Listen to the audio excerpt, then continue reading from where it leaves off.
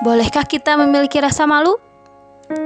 Dalam ajaran Islam, rasa malu merupakan sifat yang harus dimiliki dan dijaga, karena itu merupakan fitrah sekaligus salah satu akhlak mulia. Islam menempatkan budaya rasa malu sebagai bagian dari keimanan seseorang. Orang yang beriman pasti memiliki sifat malu di dalam menjalani kehidupan. Orang yang tidak memiliki rasa malu berarti seseorang bisa dikatakan tidak memiliki iman dalam dirinya, meskipun lidahnya menyatakan beriman. Rasa malu atau al-haya adalah sifat atau perasaan yang membentengi seseorang dari melakukan yang rendah atau kurang sopan. Menurut Al-Jailani, malu adalah perubahan yang menyelubungi seseorang lantaran khawatir kepada sesuatu yang tercela, sesuatu yang sejatinya buruk. Misal, seseorang malu berkata kasar dan jorok, malu memperlihatkan aurat, malu berperilaku tidak sesuai dengan kehidupan Islami dan sebagainya. Rasulullah Shallallahu Alaihi Wasallam bersabda, iman itu lebih dari 70 atau 60 cabang. Cabang iman yang tertinggi adalah mengucapkan la ilaha illallah, dan cabang iman yang terendah adalah membuang gangguan duri dari jalan. Dan rasa malu merupakan cabang dari iman. Hadis riwayat Bukhari dan Muslim. Malu berkaitan erat dengan iman. Keduanya bagaikan dua sisi mata uang yang berbeda dan tidak dapat dipisahkan. Rasulullah SAW bersabda, iman dan malu merupakan pasangan dalam segala situasi dan kondisi. Apabila rasa malu sudah tidak ada, maka iman pun sirna. Hadis riwayat Al-Hakim.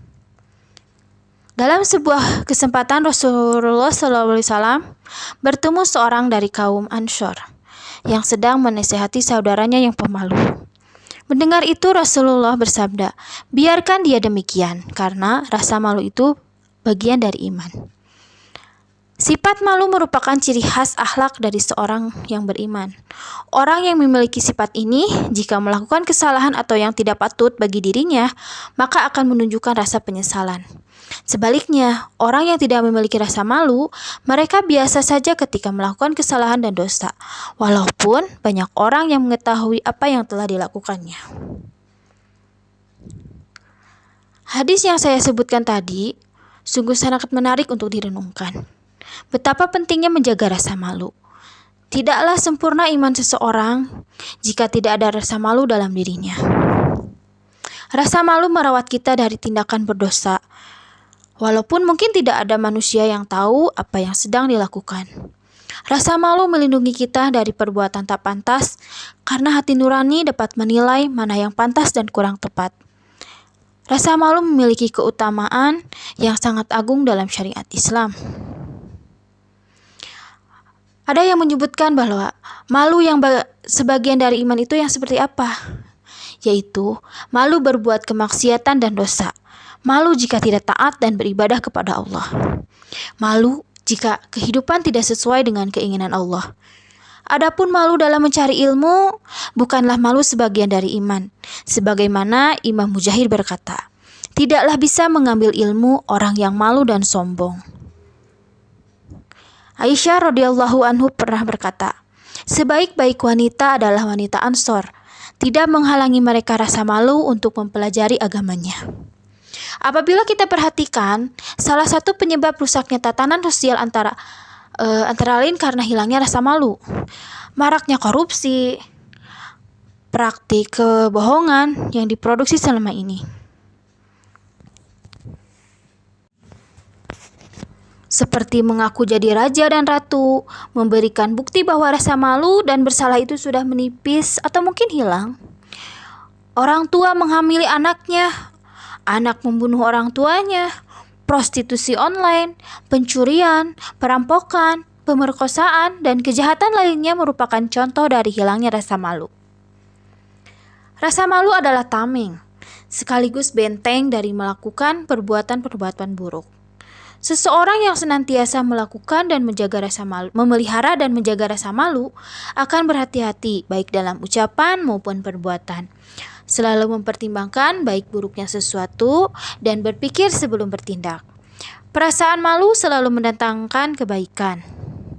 Sebagaimana Rasulullah SAW bersabda, sifat malu seluruhnya merupakan kebaikan. Hadis riwayat Muslim. Orang yang memiliki rasa malu berarti berusaha untuk menjaga kehormatan dan kesucian diri atau iffah. Memelihara kehormatan dari segala hal yang akan merendahkan, merusak dan menjatuhkannya. Bagi seorang muslim sejati, ia akan merasa malu kalau ucapannya tidak sesuai dengan kenyataan. Penuh dusta dan kebohongan, malu melanggar aturan, malu jika perbuatannya merugikan orang lain atau mendatangkan keburukan bagi dirinya. Sangat penting bagi kita untuk memupuk dan menghiasi diri dengan rasa malu, berusaha sekuat tenaga menghindari perbuatan tercela, dan berupaya menebar kebaikan. Kesadaran seorang muslim yang didorong oleh iman, Islam, dan ihsannya menjadi kekuatan.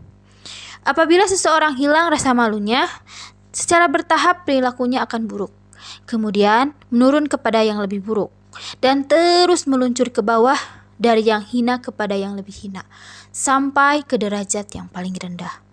Rasulullah SAW bersabda, sesungguhnya Allah apabila hendak membinasakan seseorang, Dia mencabut rasa malu dari diri orang tersebut.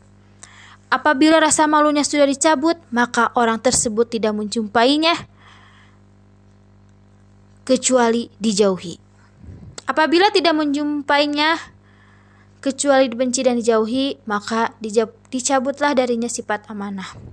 Apabila sifat amanah sudah dicabut darinya, maka tidak akan didapati dirinya kecuali sebagai pengkhianat dan dikhianati. Kalau sudah jadi pengkhianat dan dikhianati, maka Allah akan cabut darinya rahmat. Kalau rahmat sudah dicabut darinya, tidak akan kamu dapati kecuali terkutuk yang mengutuk. Apabila terkutuk yang mengutuk sudah dicabut darinya, maka akhirnya dicabutlah ikatan keislamannya. Hadis riwayat Ibnu Majah. Sudah seharusnya sebagai insan yang beriman dan bertakwa, harus selalu menjaga marwah dirinya dan menjaga dari perasaan malu. Malu jika melakukan perbuatan yang tidak pantas, meskipun tidak dilihat oleh orang lain, karena sedikit banyak akan membawa pengaruh dari kualitas keimanan seseorang. Maka berbahagialah mereka yang rasa malunya terjaga, imannya mengendalikan seluruh nadi kehidupan. Islam dan ihsannya menjadi perhiasan semua amal perbuatannya. Contohnya, malu berbuat kemaksiatan dan dosa, malu jika tidak taat dan beribadah kepada Allah, malu jika kehidupan tidak sesuai dengan keinginan Allah. Mudah-mudahan kita semua mampu menjaga sifat malu sebagai bagian dari keimanan agar Allah Ta'ala senantiasa menyayangi kita. Wallahu a'lam.